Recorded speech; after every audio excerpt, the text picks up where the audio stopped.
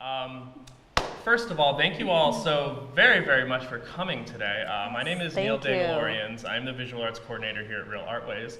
And I just want to take a couple minutes to talk about who we are, the program that we found Sophia through before we get started. So Real Artways is a 42-year-old arts organization. We have produced multiple emerging artists over the years. We've existed in a few different spaces in the Hartford area. And the Real Art Awards is a program that continues our mission of supporting emerging artists in their work. So we were able to secure funding from the National Endowment of the Arts to do this open call for artists in the New England, New Jersey, New York area. And out of 286 applications, we narrowed it down to 6 recipients of the award, of which Sophia is one of them. And she's also the first to exhibit of her cohort. So that's how we found Sophia. And our jurors, Executive Director of Real Artways, Will Wilkins, Saya Wolfach, an artist based in New York, and Min Jung Kim, who's the director of the New Britain Museum of American Art. They all really gravitated towards Sophia's work when we were jurying it that day. So it's a real honor that we were able to continue to support her in her career at the beginning of her career. And it means a lot to us that you accepted and that you were able to do this. So without further ado, we can get started. Sophia, do you want to introduce yourself or do you want me? I have your little book here. Sure, I will. Hello, I'm Sophia. I'm from Boston. I actually lived here for a couple years, so I knew how amazing an opportunity this was. I came to the third Thursdays, and I was just so excited to actually get this. I had no idea, so very happy to be here. Well, we're happy to have you, Sophia. Thank you. So in starting off this talk, I want to talk to you about the title, Cultch. It's kind of a weird word. Yeah. And so I wanted to know, how did you find the term, and what does it mean to you and your work?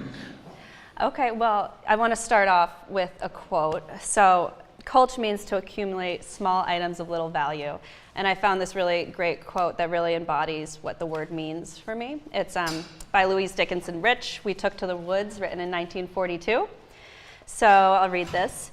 Cultch is the New England word for that clutter of partly worn out or obsolete objects that always gathers. There's everything there. Old bolts, old wrought iron cut nails, bits of unrelated metal, old wood, wiping rags, coffee cans, broken hacksaw blades, a divorced work glove or two, parts of a dog team harness. It's a mess, but it's better to have this one big mess in the corner of the kitchen than a patina of messiness spread all over the house. So my dad was actually the one to introduce me to the term, which is appropriate because he's definitely the reason I collect the way I do. He has the ultimate Cultch pile at our house, and I have permission to show this embarrassing photo of our garage. There it is. So this is what it always looks like. So as you can see, lots of very, very important items in there, and he knows where everything is. We're actually renovating it to make a studio for myself right now, and so we're clearing this out, and it's a big, big job. But yeah, he definitely got this trait from his father. He had a farm and a huge barn filled to the brim with all sorts of things. So as a child, I would explore and wander and check out all of these items. And actually, the oldest piece in my installation is from Pop-Pop's barn. It's here, the metal sign hanger. It's from the 1920s. Yeah, it's interesting to me how every piece here kind of has a history and a backstory. Yeah, that's really awesome. And speaking of the term Cultch, everything that I found looking up more information about it was very specific that it's New England. Right. It's a word I've never heard of, specifically since I grew up in Nebraska. So like, how am I going to ever hear this random New England-y term? So with that in mind, I was wondering how important that the ideas of site or geography and how they play into your work, and like how important is this regionality in collecting your work and creating this installation? It's definitely really important. I kind of think of this installation as a timeline of my life. There's things from where I've lived and traveled. When I'm traveling, I'm always looking for things to collect, and I remember where I find them, whether it's on the side of the road or a thrift shop or someone gave them to me. And for example, I spent this summer, a month in Rutland, Vermont at an artist residency. And so I was able to go look at all the junkyards and scrap metal yards. And my favorite medium that I found there is these shards of metal. Here, I have a picture here. So this piece here. So it's interesting to me that a lot of this metal in here is from Rutland, and it's not only embedded in here, but it's going to be in my future practice as well. I'm going to keep reusing, and definitely with the metal shards, I'm not done experimenting with those yet. So a little bit of Vermont is going to, be with me for who knows how long. And a little bit of Real Artways, because there's For some glass sure. in here that I Yes. accidentally shattered. Yeah. Which is one of my favorite parts of this installation, is just kind of how connected you are to these materials, and how they do have this very memoiristic, almost, is that even a word? Sure. Memoiristic quality. So with that in mind, I was kind of wondering, do you have an example of one of these pieces that has meaning for you because of its region or its backstory and how you found it? Yes, I've actually prepared talking about my favorite piece. It is number 45 right there. So this is really special to me because I discovered it when I was on a walk with my family at my favorite place in the world, Provincetown, Mass. It was winter, so we were walking on the beach, and I noticed an orange blob sticking out of the sand. So I go to investigate, and of course my dad wants to investigate too. And so we came back later because it was too heavy, we couldn't get it out, with a crowbar. And it was lucky we brought a crowbar because it turned out to be way bigger than we thought. Well, so this is what it looked like when we first noticed the little metal sticking out of the ground. And then it turned out to be a large rusty sewer grate. And here's my dad carrying it. I'm very lucky to have him to carry the heavy stuff for me. And who knows how long it was buried there. Even the sand surrounding it all turned orange from the rust. You can see where I scraped with my hands some sand off of there, because of course I collected the sand to use for something else too. But it's interesting to me that there was also these bulges that grew off of that naturally from some sort of, I don't know if oxidization from the salt water, but it was too big to hang on the wall, so I chiseled off the good parts and reorganized it into a composition here. And you can see the bottom right photo of the original has a rock fused into it naturally, and then it ends up at the top left corner. So yeah. That's fascinating. Right? It kind of makes me also think about, in terms of your current practice revolving around found objects, you kind of talked about that a little bit already with talking about your dad and the garage and how that kind of fueled that. But I'm also interested in what informs the choices you make in what you grab. Mm-hmm. What kind of leads you to being like, yes, this is something I need for my work. And with that in mind too, like why using in general non-traditional materials to make art? Mm-hmm. Well, I'm definitely drawn to using things that are close at hand, repurposing. And when I'm looking for those kind of objects, if it's on the street or at a dump, I'm definitely looking for things that have patterns and texture. I'm really drawn to the inherent design of construction materials, things that aren't typically used for their aesthetic purposes. So, for instance, I use this material quite a lot. My lovely clip art here. That's clip art? I don't know, what is it called? The stock photo? Stock photo, right. I thought you knew that person. That's so funny. No, because I don't have big sheets like that because I found it in the trash. So. Oh, right. But yeah, so I love that this has a pattern, and I think it's kind of funny also because it's kind of 3D polka dots.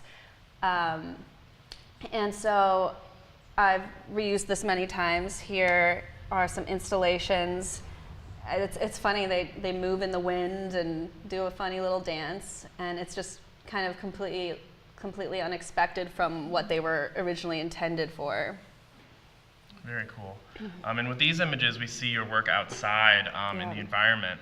And it's kind of hard to use materials like you use without, in the way the process of the recycling, it's hard to think about that with also thinking about the environment and thinking about waste in general and waste as culture. So how does environmentalism fit into your work? Does it at all, or is it kind of more of a happenstance that it's just kind of a part of it inherently? Yeah, it definitely does. I've pretty much always thought about that because, again, my dad is an environmental lawyer and professor, so we were big into recycling. But with this piece, I'm obviously reusing things, and if, to be honest, a lot of these pieces would probably be in a dump right now, and that's a substantial amount of stuff. For sure. But of course, there's way more added every day. But I think maybe less obvious are some of my other pieces, the tilting totems in the back corner there. Let's see. I actually go through the trash to find plastic takeaway containers and use them as a mold, and then after I'm done, I wash them and recycle them where they should have been in the first place. And it's kind of talking about how we just have so many different types of plastics, all different shapes and sizes, that it actually wasn't even that difficult for me to put them together and make a unified column like this. We have tons of plastic available to us, and most of the time that it's just discarded after. Only 9% of recyclables are actually recycled. So I kind of think of it as my small way of doing my part. I mean, I'm taking a little bit out of the trash and putting it where it should be, but we have a 3-mile-long island of plastic growing in Hawaii. So learning about that, it's called the Great Barrier Plastic Reef, I think. Yeah. So it's just crazy how we just throw them out. There's also something I'm just thinking of right now. There's something very fascinating about how plastic as a material is pretty flexible. It's pretty almost, it doesn't look threatening, Mm-hmm. And there's something very interesting about how you're like, no, but look at this concrete. And so you're using very specifically hard construction materials that we see as being support, but also they're crumbling, so it kind of feels scary. There's something really interesting about how it's almost like creating this metaphor for the realities of the dangers of plastic and those kinds of products. Exactly, yeah. And with some of these pieces, I mean, these are heavy metals and cements that could fall and hurt you. So it is, But you're safe. Yes, you're safe. But yeah, I make them kind of, the totems tilted on purpose to kind of show that fragility. Yeah, it's really interesting. Another thing, thinking about the collecting of materials, a lot of your materials kind of come with a color and texture all their own, and that you leave them in place purposefully. I'm thinking the rusted grade, I'm thinking some of your other materials, but some of them you modify, if not completely alter. So I was wondering if you could talk about that tension that kind of occurs between those choices when you make a choice to keep an object a certain color and then another object or another material like the foam or wood that you paint purposefully. I was wondering if you could talk about kind of that tension between found aesthetics and intentional aesthetics. Yeah, I definitely try to keep, if there's rust or paint peeling, I try to keep that because I think it really shows the item's history and what time has done to it, or the elements, if it was exposed to the elements. And then I combine it with the altered materials, and I think they blend together really well. I'm hoping that people will really get close to try to determine what the pieces originally were. And it's really gratifying when someone will come up to me and say, I know what this is, and did you do this to this? And actually during the opening on the 18th, a friend came up to me and asked me about the grate. It's in 3 places, so there's one here, in the middle, and all the way at the end. Circular. Yeah. And so I actually didn't know what that was used for, but he informed me that it's an old way to heat the house. There'd be a central heating section right in the middle. 1920s is when they were using those. So wow. Yeah, and I really just love how people make a connection to the objects that they recognize, and they might have a story of their own for that. And then you have your own story, your Yeah. own like connection that is completely different. And like there's probably like a 5-word German word for that, where they like come up with a term and it's like Yeah. this very specific term where it's like an object means something to me, but it also means something to you. I'm sure there's a word There's for that gotta out be, there. yeah. And speaking of this process of altering, can you talk about some of the processes you use to alter the materials and how you go about that? Yeah.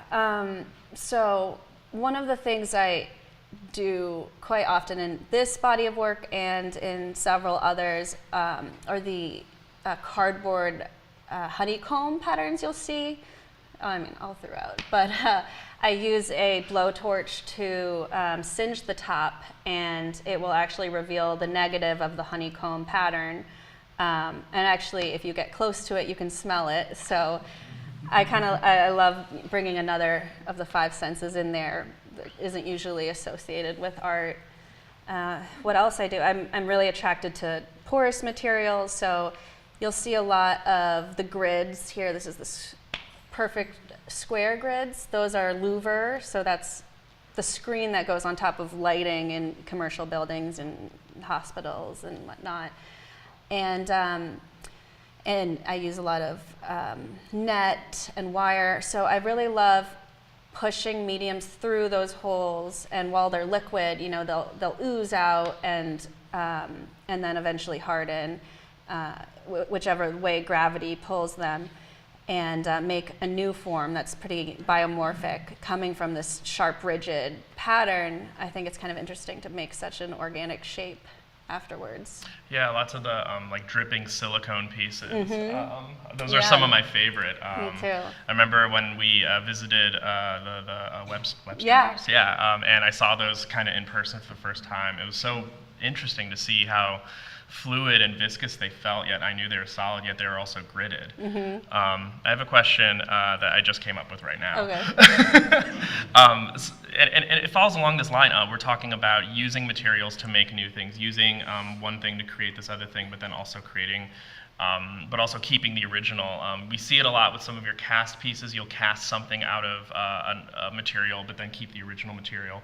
And then also there are photographs of some of your sculptural pieces behind where you can kind of identify, oh, that object is actually over here. And so I was wondering about that play between like positive, negative, casting, mold, and even to a certain extent the piece and the photograph. There's this constant repetition that's going on that's really interesting. I was wondering if you could talk about that for a sec. Yeah, well, I am just drawn to using every part of the material I can. So before I, place the louver, for example, where it will be, I like to spray paint through it so that I have the pattern covering other pieces. I'm going to spray paint it anyway, so it just makes sense to use every single part that I can. And then what you were saying about the photographs, this is the real piece that I photographed, and then it's duplicated all through there. And it's interesting how flat it looks, but I think at first glance you might think it is the real material, and then you'll come across it right here. Repetition is definitely really important. I love tying everything in together. And I feel it also plays into like this notion of mass production and Right. Always creating the same things over A lot and of over these again. pieces are byproducts from manufacturing. So, if you make a poster tube, for example, they cut off the ends because it's just a little too long to fit in whatever shipping method they have. So they, throw out thousands of these tubes, and duplicating it makes a whole new pattern, and you can build up the texture, and I really love that. Awesome. One last question, my favorite question. What's next for Sofia Plater? Well, I was just invited to bring this piece to a place in SOA, Boston, which is the art district in Boston, which I'm so excited about. Another person is going to be in that show. And I just love that this piece is going to have another life. It started, here's another. And you can see the honeycomb pattern of cardboard in this too. So I like to use them within all of my bodies of work. So this is how this started. So obviously these are all in little pieces, so I can arrange them however I want. So it really reacts to the space that I have. So this is 13 feet high. For my thesis in May, and the second iteration it was at the Webster Court project. That is a project that I co-curated this summer with a bunch of artists in an abandoned house set for demolition. So we had full reign of the whole house, and it's just a completely different environment than here. This is the third. It's definitely my favorite. I'm really interested by the fact that there's so much going on, but then I squish it to conform into this rectangle shape, which of course is a traditional shape for galleries and museums, just, the frame. So I really loved that I could play on that, and especially since I had all this room to spread out. So it will, again, be in Beacon Gallery in SOA, and it will be a completely different piece, and I'm still adding to it, and I mean, I have things right now to add because I can't throw anything away. So yeah. And there's an entire box in our gallery storage that's still full of things that you didn't use. Yeah. Thank you so much. We have a little bit of time for some questions, yes. If anybody has one. I see a hand way in the back. Hi. Do you consider this one piece or a composite piece? This is definitely one piece, but of course there are art pieces within it and just junk and just things I found. But yeah, I consider this one installation. Very cool. Yeah? Yes. How long did it take you to put this together? Not too long, actually. The transportation is the hardest part, but luckily I had a truck this time, which was such a huge help. But I had everything laid out, and I really it's very intuitive. I just see what fits, kind of like a puzzle, but like 2 days. Yeah, it was maybe 2 days, day and a half. I think the worst part of that was me being in the truck stuck in traffic on 84 coming back from Massachusetts. I think that was the worst part, honestly. So you've kind of sketched the whole thing out before. You know where each thing is going to go. No, I didn't know anything. For this one, I did map it out because it was my thesis, so I even measured this is going to go this high and everything, and then I got to the space and they moved me, and I just decided to abandon that, and it's much easier just to do it, when I get here. I have my favorite pieces, so I'll say that, and also with the cement pieces, I'll space those out, and then I just work from there. And at the very end, I'm just putting little pieces to hide the background. I think the only thing we planned was painting the wall gray, so that way when it popped through, it wasn't white, it was dark gray instead. Exactly. And then after that, it was just like, okay, Sophia, have fun. Here's some coffee, here's some bagels. Popcorn. Question right here. Yeah, just more about the installation process. Because all these materials are so heavy, when you work, is it almost purely additive, or like you said, like you'll take the concrete pieces, space them out, mount them, and is it basically? I guess my question is, once you put it on the wall, do you stick with that? Yeah. Or do you ever say, no, I don't like that, and you try to take it off and mount it somewhere else, or how difficult the mounting is play into? Yeah, I pretty much. I don't really move things once I put it on there, and I mean, I had so much space that I could just move the other things around. Yeah, I think I moved something maybe twice in this whole thing, but kind of stick with my original idea and just go with it. Commitment, really. Mm-hmm. Any other questions? One, I'm very curious about all that metal. Yeah. How did you get all of that metal onto whatever it's on? Yeah, so that is at a scrap metal yard in Rutland. It's the process of recycling metal, so they grind it up to make it smaller so they can melt it down, and it was just basically a big bucket, and I got in there and dug for the different types, because there's a couple different shapes in there. but I used resin on canvas, a lot of different layers. That's intense. Yeah, I had That's to do on it outside. canvas? Oh, not canvas. It's on a panel board. Oh, okay. I built, but on a canvas panel. Still intense. Yeah. Right here. Sophie, is that my screen? Yes. That is. A lot of this stuff came from home. Have you been looking for that?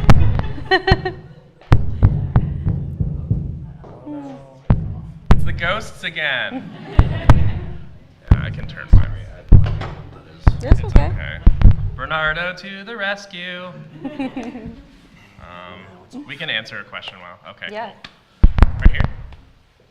So you have a very clear, cohesive color palette, and as you mentioned before that you use paint to alter some of the aesthetics of some of the pieces.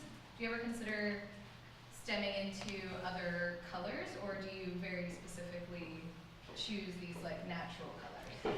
Yeah, I get this question a lot because it is all a very dark palette. I don't know why I'm so drawn to the dark colors. I think a lot of the times it will bring out the texture, and it's, you know, when it's a bright color, it's too overwhelming, or your eye will be drawn to this and nothing else. But I've been told, you know, I'm like, oh, I like to use natural colors, and they're like, well, what about green, growing? And I'm kind of just thinking like dirt, rocks, that kind of thing. Rust. Rust, yeah. Yes. What were you most influenced by as you studied art? I think Louise Nevelson for this piece, yeah. Yeah, just lots of shapes together, and you know, they work pretty harmoniously. So I love her. And my school had one of hers on permanent collection, so I got to check that out often. Very cool. We have time for about two more, so right here and then right there. I just want to note that the word cultch, I think, is not just things that are collected as useless, but maybe at some point I'll find a use for this thing or that thing. Mm-hmm. Well, it's funny too, because I think like I have a junk drawer. That's exactly what that is. There's a question back here as well. Hi. Hi. I'm just wondering, did you study sculpture in college? And if so, did you continue that throughout either your 4 years or in grad school? And I say that as someone who has a daughter in art school who's very interested in sculpture, and I'm wondering how your work evolved, if it changed over the years. Yeah, I was an art major in undergrad, and then I just got my master's in May. So we didn't even really have too much of a sculpture program. I took a lot of painting classes, and it relates. And that's undergrad? This Or is in grad school. Okay. Yeah. So yeah, grad school was really great for me. It definitely pushed my practice, but I'm kind of sticking to the things I've always been attracted to. Which is kind of this in-between Yeah. painting, in between sculpture, Because in it between is a assemblage. composition, and it's kind of flat. Not I really. think that's also a very contemporary art question. Right. It's like, what is your art? What are you making? And it's kind of sometimes it's a very important question, sometimes it's a very boring question. And I like that you're in this in-between, because like, yes, you do paint, but also you don't. You sculpt, and you do all sorts of other things. Mm-hmm. So it's very much so an interdisciplinary, multidisciplinary kind of practice. Cool. Well, thank you all so very much for coming. Thank We you. still have some snacks. We got some drinky drinks.